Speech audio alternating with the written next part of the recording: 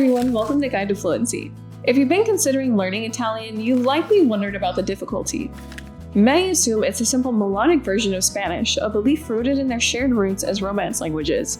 While a background in Spanish might offer a slight head start, Italian presents its own unique set of challenges and surprisingly many advantages for English speakers. In my opinion, Italian is one of the more accessible languages for native English speakers to master. So let's explore why and help you make a plan for learning Italian. If you find you need more information, just check out the full article on our website by Googling Guide to Fluency, Is Italian Hard to Learn? So, learning any new language involves confronting obstacles in vocabulary, pronunciation, and grammar. For English speakers, you'll face two key challenges: its linguistic family and its phonetic consistency. As a Romance language, its Latin roots offer a significant advantage over, say, a language from the Sino-Tibetan or Slavic families. However, its complex verb conjugations and gendered nouns present a steep but not insurmountable learning curve. The relative ease of learning Italian primarily stems from its strong connection to English vocabulary. Though English is a Germanic language with significant French and Romance language influence, thousands of English words share a common Latin ancestry with Italian.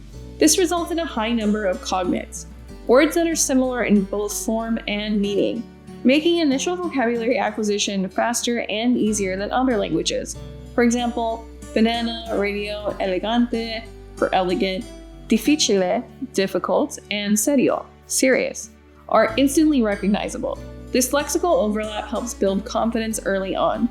Furthermore, Italian utilizes the same Latin alphabet as English, eliminating the need to memorize entirely new characters, which is a major hurdle in languages like Russian or Japanese. Italian's pronunciation is highly phonetic, meaning words are almost always pronounced exactly as they're written. This contrasts sharply with the often chaotic and inconsistent spelling to sound rules in English. Once you learn the phonetic rules for Italian vowels and consonants, reading and sounding out new words becomes very systematic. Despite these advantages, Italian is not without its challenges. First, pronunciation nuances. While largely phonetic, Italian pronunciation has its tricky elements. The presence of double consonants is a crucial feature that gives the language its characteristic musicality.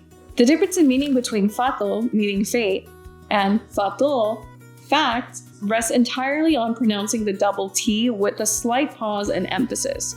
For English speakers who rarely distinguish between single and double consonants, this requires focused practice. Similarly, the rolled R is a challenging sound for many learners, often requiring specific articulatory training, so keep these unique pronunciation differences in mind as you go.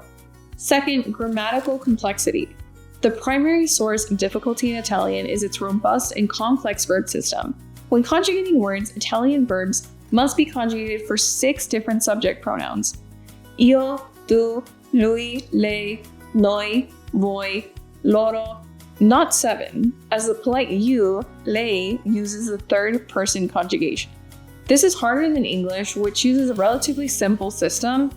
I speak, you speak, they speak. This results in numerous forms of each verb, such as parlo, I speak, parli, you speak, and parlano, they speak.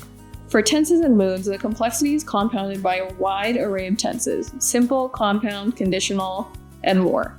And of course, the infamous subjunctive mood. The subjunctive is used to express doubt, desire, necessity, or possibility, and is a grammatical feature that has largely disappeared from modern English, making its usage very non-intuitive for native speakers. And there are gendered nouns that require learners to memorize whether a noun is masculine or feminine, like il tavolo for the masculine table, la sedia for the feminine chair, and ensure all accompanying articles and adjectives agree in gender and number. The contraction of articles and prepositions into articulated prepositions, like sul for on the or della for of the, also adds a layer of complexity to sentence construction. It may be comforting to remember, however, that even native Italians occasionally falter on the finer points of their own intricate grammar. The third and final challenge is listening comprehension. A consistently reported challenge is the incredibly rapid pace of spoken Italian.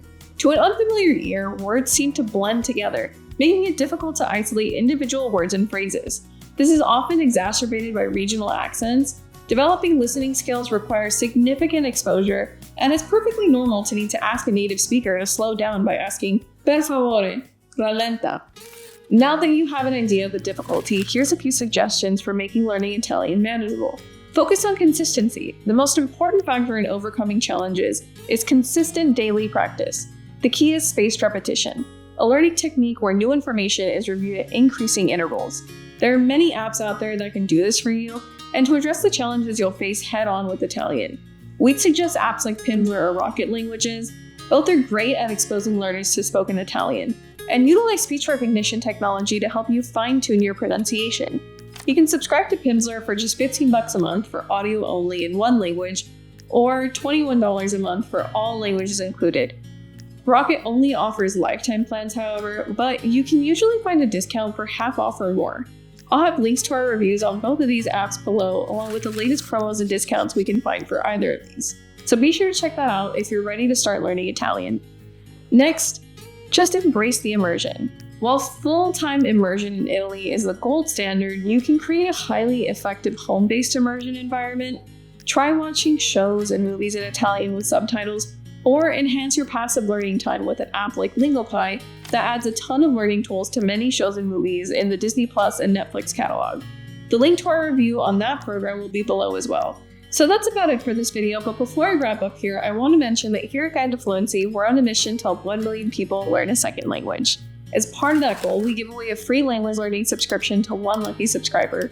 Just check out the description for all the details, and you just might win a subscription and start learning Italian. Now back to it.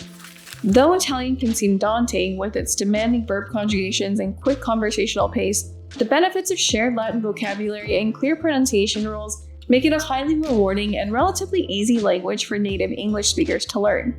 Whether you're aiming for basic conversational fluency for a trip or a higher level of mastery with the right resources and consistent effort, you can absolutely achieve your goals. Use programs and ways to connect with other learners to help you start acquiring the language more quickly, and whatever you do, keep speaking.